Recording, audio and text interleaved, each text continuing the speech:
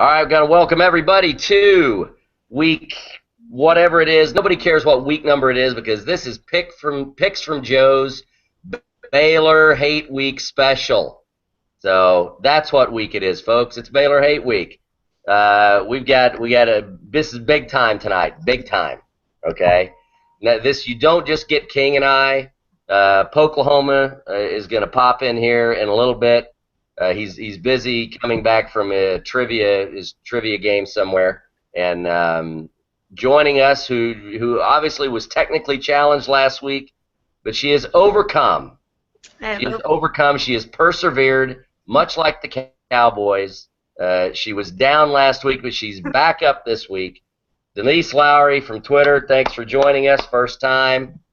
So we'll be nice. We'll play nice, everybody. We're going to be very nice and be good gentlemen here. And looks like, oh no, well, that all went downhill fast. Oh boy! Wait, what's that on your face? What's that on your face? No Shave November. Absolutely. Yeah. What's on my face is laziness. Yeah, I would get run out of the house if I did that. That would be that'd be no good. The dog would like to lick my face, but that'd be about it. So. Well, there ain't nobody in my house, so it's okay. There you go. Do what you want. All right, so we got everybody with us. Let's just get this going here. We'll dispense with the most ridiculous games first, least interesting, and as usual, the least interesting game of the week involves anybody? Kansas, the Jayhawks. We've got West Virginia on the road at KU. West Virginia is laying 28. Over/unders 59.5. And I love this. Wait, King, our all-time low of the year. What was it? $7 tickets, I think. I thought we had 11. I thought we had single digits on a game.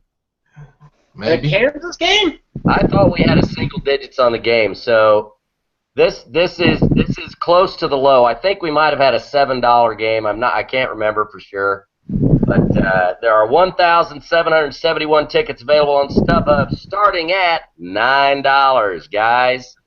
Better jump on it. Let's go. Let's road trip. Game's at 11 o'clock, so we could drive to Lawrence, watch the game, jump in the car, drive back to Stillwater. There you go. I think you'd have to stab me in the eye. Yeah, I think we'd all be arguing about who's driving because whoever drives wouldn't be allowed to drink. So you'd have to be allowed to drink to watch that game, I'm sure. I mean, Denise, your first time here, so sorry you have to go first with the West Virginia-Kansas game thing here. What do you think? West Virginia took care of Texas. One more win, they're bowl eligible. Does West Virginia go up there and pull a Texas Tech or maybe a TCU from last week, or do you think Dana runs them out of the joint? No, I think probably gave TCU the best game that they're going to get all year. I don't see them repeating that. So I think Dana and he takes care of Kansas. Now, Oklahoma, you think Dana does any crowd surfing after the Kansas win? No, I think he hopes nobody gets injured and walks off. just walks off. That's it. King, is there anything? Do you have a graphic for us? Any interest in this game at all? One day, I'm going to go to Kansas, and I'm going to sit in their recliner seats at their stadium. What? That place has recliner seats? Yeah. Where? You think they got like full service. Where? Oh my God! They're in the parking lot, right? Right. There you go. See, she's on fire. I'm glad she's here. There you go. The chairs, the recliners are actually in the parking lot. That'd be good, King, if they were. Then you wouldn't actually have to go into the stadium. I think West Virginia. I think the game might be closer than we think. KU's put up a fight all year. Beatty's done. I would have to say, given what he has, Beatty's done a decent job. So they might put up a fight, but the 0-12 Express is going to continue probably. We've got our next game, and this is just almost as uninteresting as the first one. Iowa State at Kansas State. Oh my. Oh my God! And you know what's going to happen. Okay, you know what's going to happen. The Wildcats have stumbled here along for a couple of weeks. Iowa State plays the game of their life in the first half against us and scares the crap out of everybody. And you know they're going to go to Manhattan and get beat like 30-0, right? Either that or those grinded out games, like ugly. Try who can ever run the ball down each other's throat the fastest or quickest. I don't know. That game to me isn't going to be very interesting. Yeah, we got K-State's laying 6 points, over-unders 54. We got 653 tickets left available on StubHub at starting at $12. The West Virginia KU game, I didn't notice. It doesn't look like it's on TV. I didn't see TV listed for them. This game is the 11 o'clock game on FS1. So yeah, that'll be pretty quiet. King, any love for Iowa State now that we feel like we may have vanquished the demons a little bit? I think it'll be interesting to see this game just from the fact that both teams have nothing left to play for. Like, it's over. Yeah. I mean, you might, now would be the time if you're going to throw out some wild stuff to do it.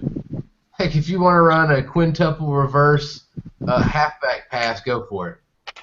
If you want to run a flea flicker but pass it back to the fullback, why not? Nobody's going to be watching anyhow. Right. So you could try any sort of crazy scheme you want, and there'll be no record of it come Monday. So. Hey, Mike, what's the over/under on number of quarterback runs?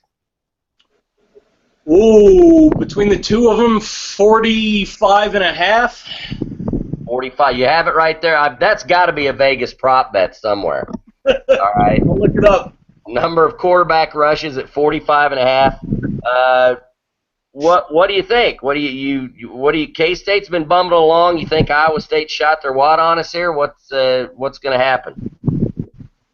No, they played a lot better after Mangino left. I think Iowa State wins.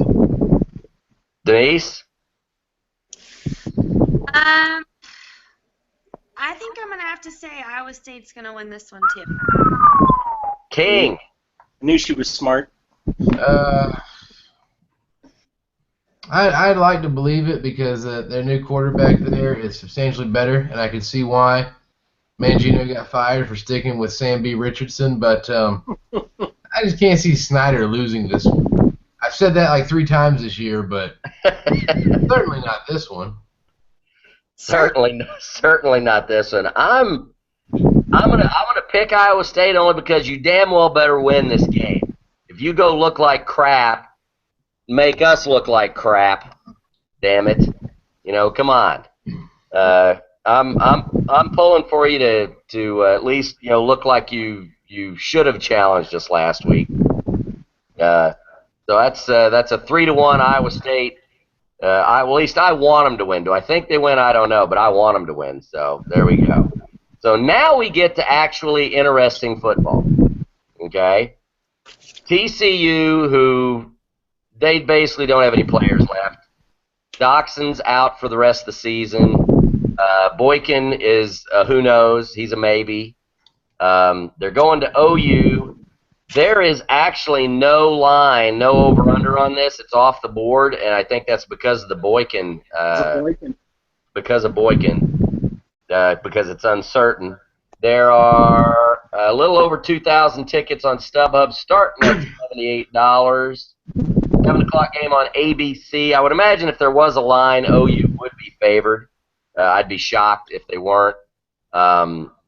And I don't know about everybody else, but, I mean, King, do you see TCU putting up a fight here?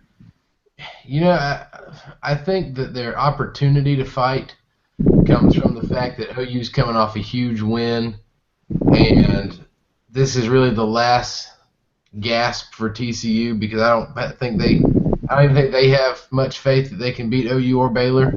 But if you're going to go down swinging, now would be the time. So I think it'll be a close first quarter. But I saw a graphic, not a graphic, just a chart at Frogs O' War, and it was showing their players that were either going to miss, I think it was missing more than 3 weeks, and there are like 37 players have missed more than 3 weeks this season. Wow. And I don't care who you, that's impossible. You can't overcome that. There's a point where you just cannot continue to overcome. And I think 37 players, including 15 missing the year, is the point where you're just, that's it. Yeah. Good try, but it's just, you can't. Yeah. No, So, close for a quarter, and then OU will just pull away. Yeah. Denise? And Boykin holds that whole team together. So without Boykin, and it sounds like he's pretty. Well, have they ruled him out? I haven't seen if they have or not. No, it's a big question mark, and that's why it's off the board in Vegas right now, as nobody knows. Their backup is pretty horrendous. I don't foresee them being able to score on OU. Their OU secondary, I give them credit because I thought they were going to be pretty weak this year in this conference, but they've played really well. And anyway, so I don't see making it much of a game at home. OU at home. Yeah. Mike, Oklahoma? Yeah, TCU spent. They're on fumes. Like you said, they don't have anything left. What do they have? Baylor and OU left. I'm not sure they win again. Yeah. Which is TL? Does that knock if they lose out? Are we looking at U team at the end of the year? And Are we what? If TCU loses out, are they going to be out of the top? I think they'll be out of the top 25 after this week. Frankly. Yeah, I think if they get lathered up this week at OU, I agree. I think they'd be out of the top 25 this week. Which in essence, to some extent, I thought was a little unfair that that they would drop as much. Yeah, it was a close game with Kansas, but considering injuries and stuff, I was really amazed. 2 weeks with one loss that they dropped as far as they did, but yeah, they're decimated. I think unless OU pulls the classic kind of Bob Stoops, they sleptwalk into this game. I don't see them hanging on much more than a quarter, maybe two, before OU just wears them out. They seem to be. I was going to say they seem to be getting punished for their injuries in a way that Notre Dame is not. Mm-hmm. Notre Dame lost their quarterback, and they somehow get a benefit for that, whereas TCU has lost everyone, and they get crushed. Right. Yeah. No, the committee. Yeah, I don't want to go down that rabbit. That's a whole nother hangout. That's a big rabbit hole to go down there. The committee is not losses. They're looking at. Looks like they're breaking down teams and without Boykin. It's like they pretty much. Yeah. So now on to the next biggest game of the year, the most interesting game of the week, and to start us off with that, I just want to share a little something with everybody. Okay, to start off our Baylor Hate Week commentary, I hope everybody can see this. This was a leftover from a couple of years ago when we ragged on Baylor pretty hard on Cowboys Ride for Free, and this was one of my favorite memes that got put out there, which is what Baylor thinks of themselves, what ESPN thinks of Baylor, what OSU thinks of Baylor, which is great, and here's reality. It's true. I hope everybody can see that. It's around on Twitter. It got retweeted out again. It's definitely one of my favorites as far as busting on Baylor a little bit. Now here we go into this game. All right, Baylor at OSU, 6:30 p.m. on Fox. Interesting. You've got OU TCU at 7 on ABC. OSU Baylor on Fox at 6:30. So the Big 12 dominating primetime football, on Saturday night. There are 1,628 tickets available starting at $50, and the over-under's at 78, and the game right now is a pick'em. It's even, all right, which essentially, I would say Vegas is saying that Baylor's the favorite at that point, because usually if it's a home team thing and it's fairly even, the home team will get a 2 or 3 point, advantage in that moment, just for being on their home field. But they're not giving OSU any advantage there. They're just saying this is an even game. It's a toss-up. Oklahoma, what do you think about that? I think it's insane. I think they're falling into the hype where Sean Oakman is big and scary looking, but he also stands straight up and is lazy as hell. They're missing two defensive tackles from what I understand. I'm not even sure if they have a quarterback after Stidham, or whatever his name is, if he can even go on Saturday. Why it's close, I don't really know, because I genuinely feel like our coaches are smarter than theirs. Ever since Art Briles handed over the reins to his kid, it's easy to score 70 points on the Buffaloes of the world. I could do that. I mean, Corey Coleman's a freak for sure, but when it comes to matching wits with somebody, I think Glenn Spencer is actually going to put together a full game, and Mike Yurcich is going to continue to earn his Assistant Coach of the Year award that I think he well deserves. There you go. Denise, how you feeling going into this? I don't riding the last however so many home games that I've been alive that we won.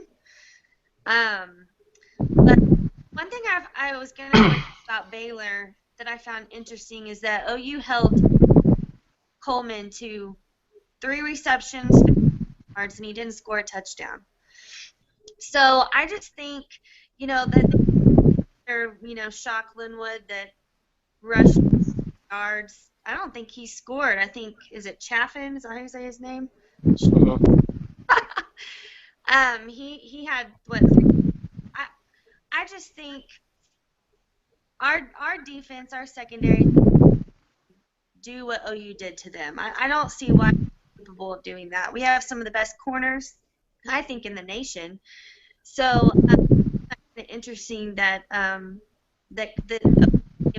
Corey Coleman to no touchdowns as been all year scoring on people. And then the same with what Mike was saying about their quarterback.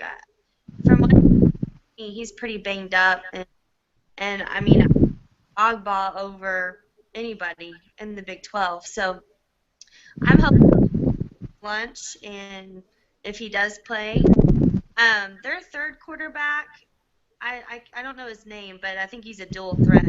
That scares me. Charles Johnson or Chris Johnson or something like that, I think. Yeah. He moved to wide receiver, didn't he?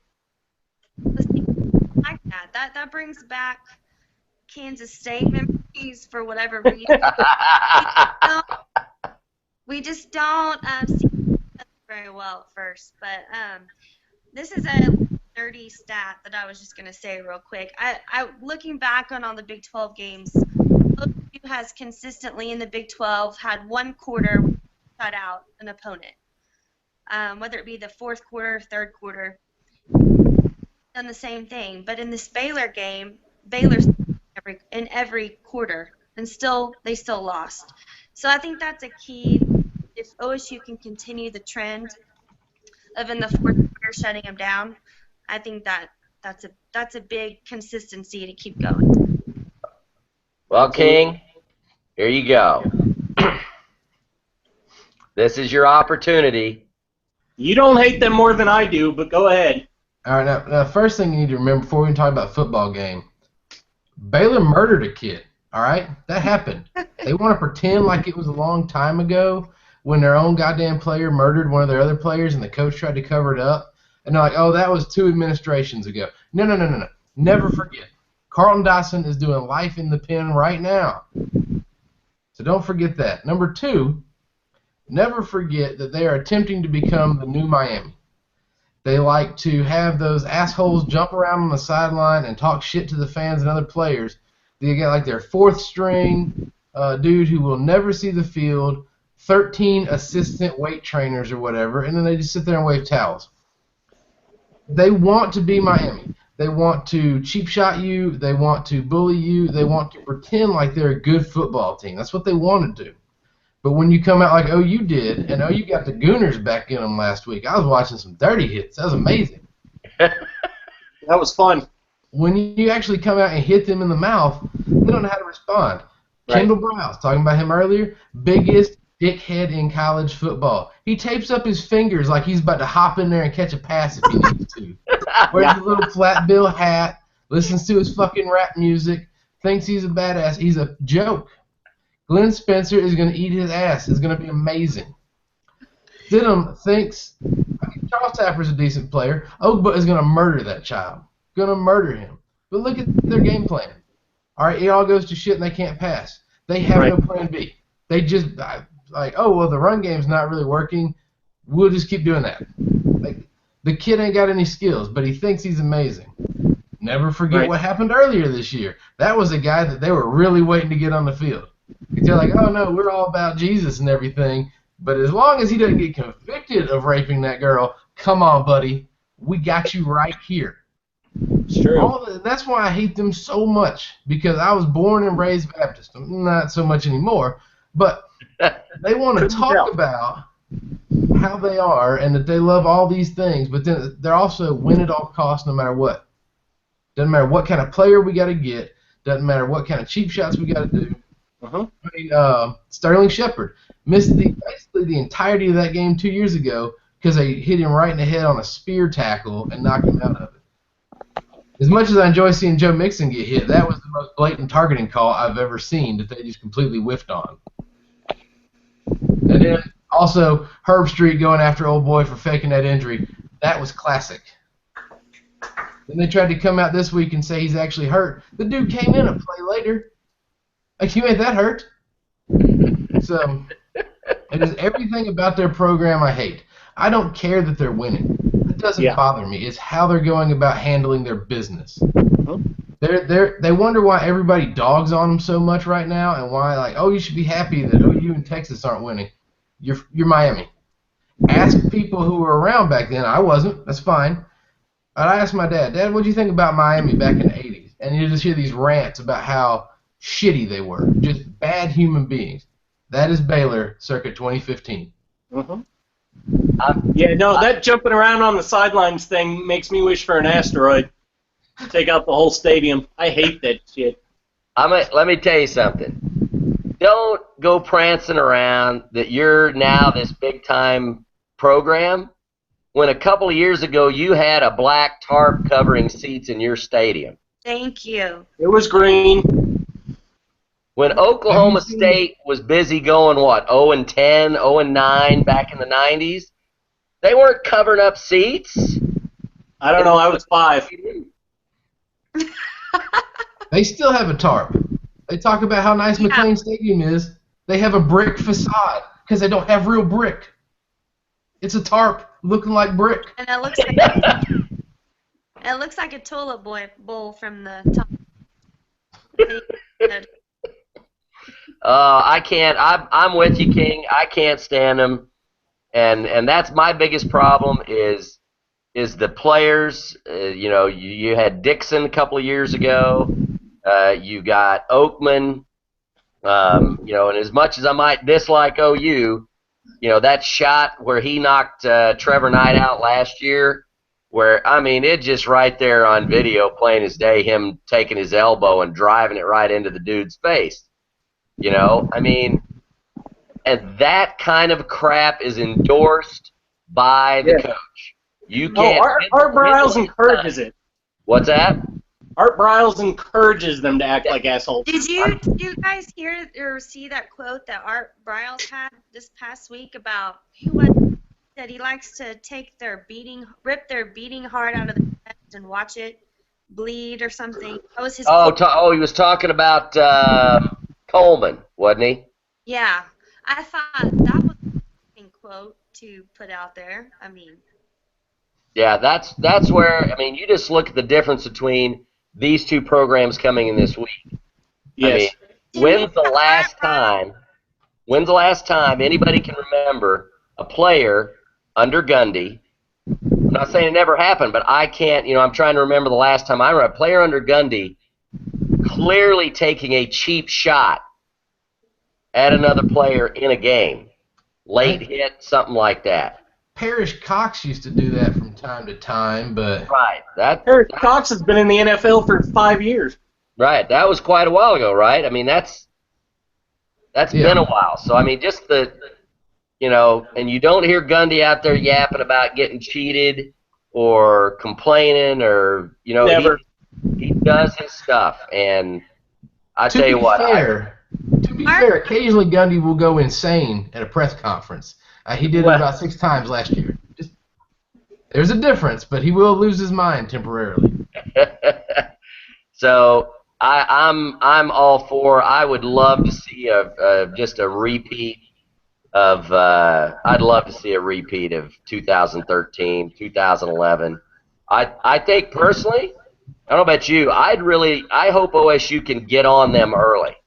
This is one of those deals where don't let this thing. I can't take another one of these games. Please, before I may not live to see Bedlam if they do this again. But You're not that old. I can't. People, come on. I'm not kidding. I'm admitting on like Twitter and the blog, I was in tears at the end of that stinking game. I can't take it.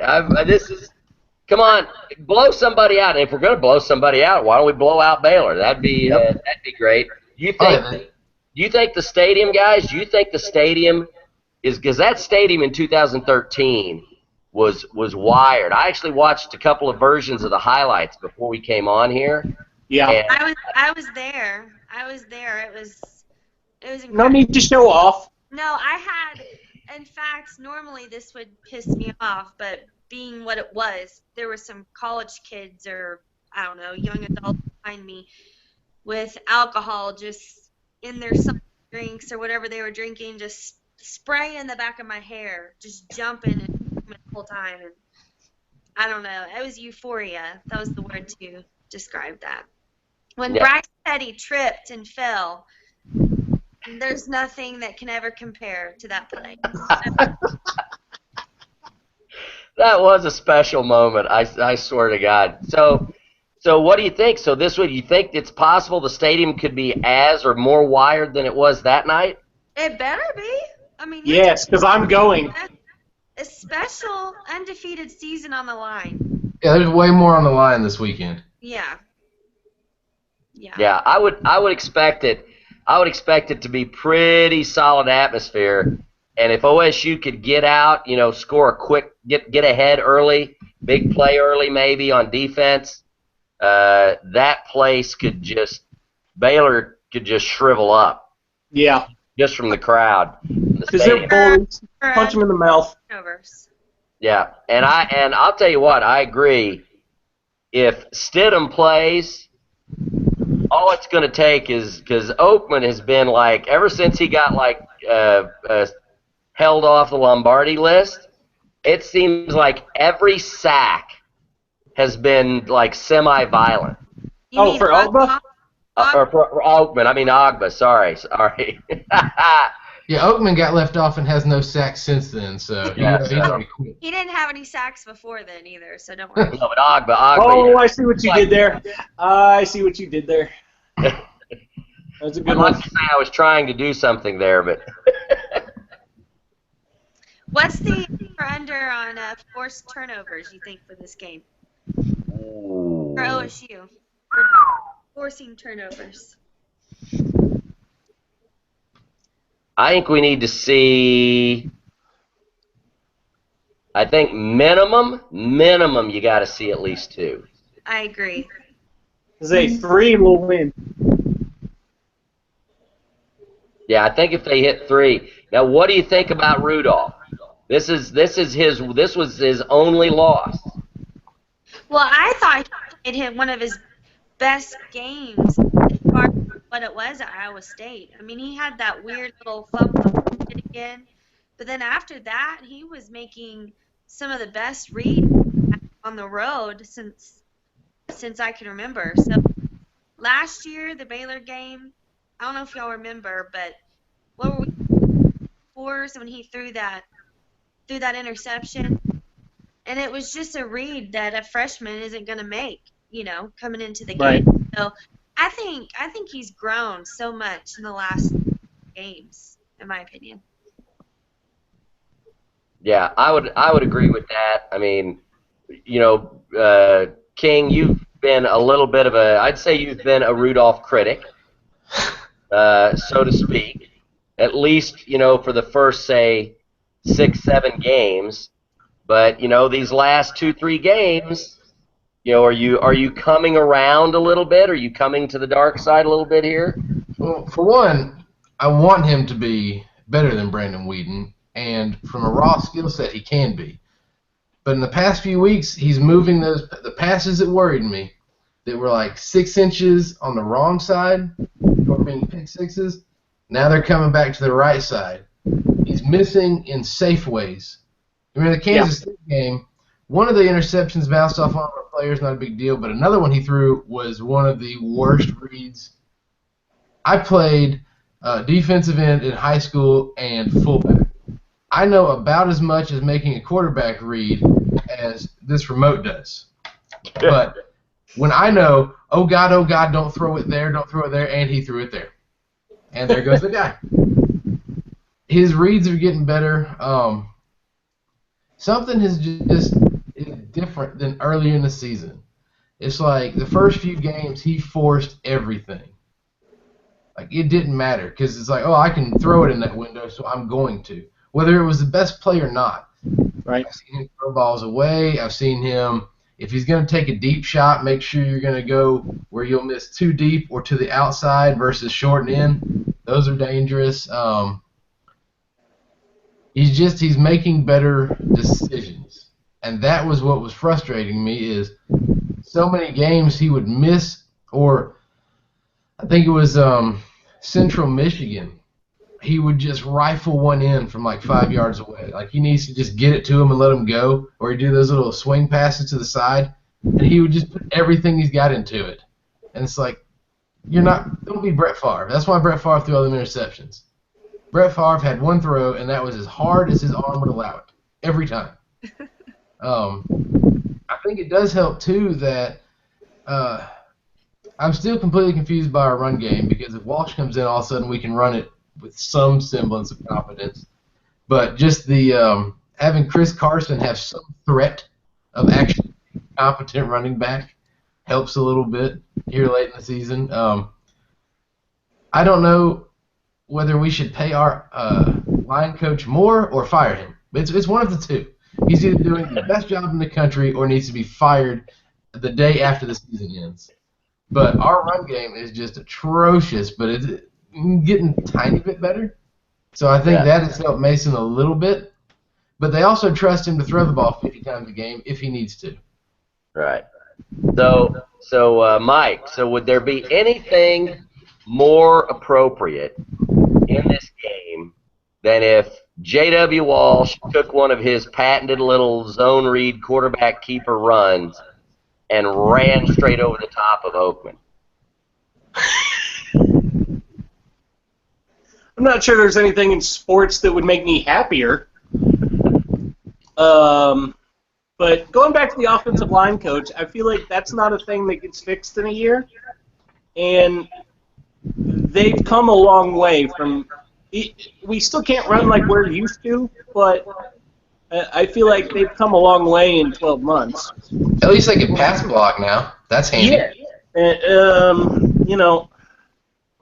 That is not something that gets fixed. It's not like adding a Des Bryant to the wide receiver corps, because one guy can make the line suck, That's going to take a little while to really get back to where we're used to.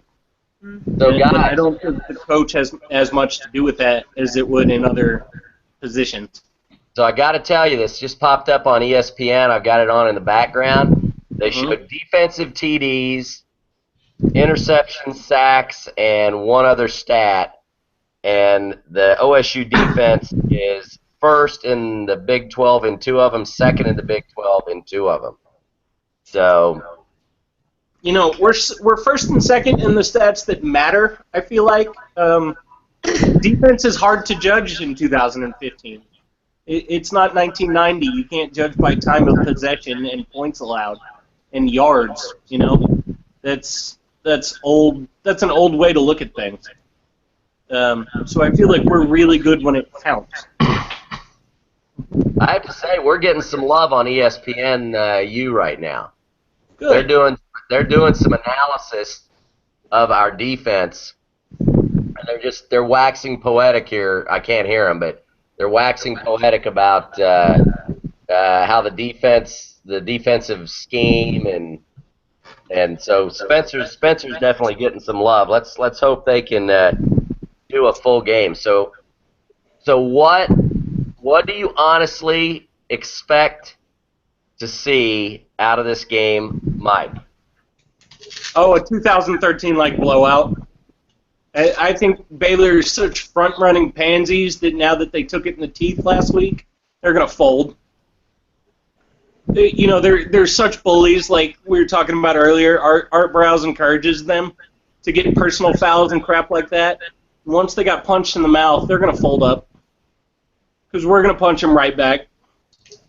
Okay, Denise. I was going to say earlier, Art Briles reminds me of the kid in high school that never had any money till his senior year, and then his parents got rich, and then you just could tell he didn't come from money. That's what he reminds me of. It's true. That's the whole Baylor program. Yep. New money right there. With that being said, Baylor is fragile to me. I think that's why they have to do Big I'm Tough, the dancing on the sidelines, the outrageous quotes that Art Briles comes up with. It's like, I'm going to put up this tough exterior, but put up a lot of points on powder puff teams. Right. When it comes down to the nitty gritty, like OU proved, they pushed them and they broke. So I think in a stadium of crazy fans, which I hope are crazier than they were even for the team, that game was really loud. I was there for that one. It was a great atmosphere, and I think it really, really rattled. So I really think they're going to fold. I wouldn't be surprised if OSU wins this by 17 or more. So There you go, King. I think this game, you got to weather the first quarter. They're going to come out, they're going to dance, they're going to do all their same little bullshit. And they're going to think that, all right, last week, that was an anomaly. We were in the rain. They're going to have all these excuses. The first time Mr. Stidham eats some turf when he gets crushed by Ogba, he's going to remember, like, oh, this quarterback thing, it kind of sucks sometimes. Yeah. And one thing our coaches have done better than anyone in the conference, and this is not me being a homer, this is me watching these games, is make adjustments at halftime. Yes. They do, because that's the only reason we have recovered from 3 17-point deficits.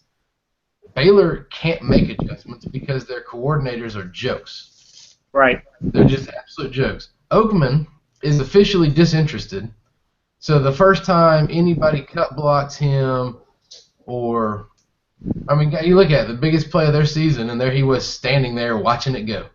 Right. He does one thing well, and that's do sit-ups. He's exceptional at that. So I think you weather the storm. I don't think it'll be a blowout, but I could see a 10 to 14-point victory, something in the, say, like 42 to 30 range, something in there. So maybe similar to the OU game, you think, score-wise? I think it'll be a tight first quarter, and then I think our defense will just kind of clamp them down.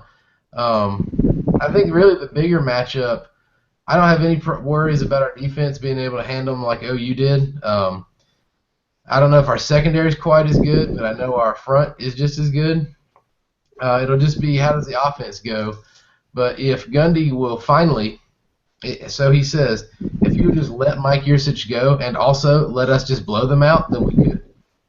But he likes to get up about 20 and then try to coast a W. Yep. The thing we miss more about Monken and Holgerson more than scheme is the fact that, we're up 20. Let's beat them by 70. This will entertain me for the afternoon.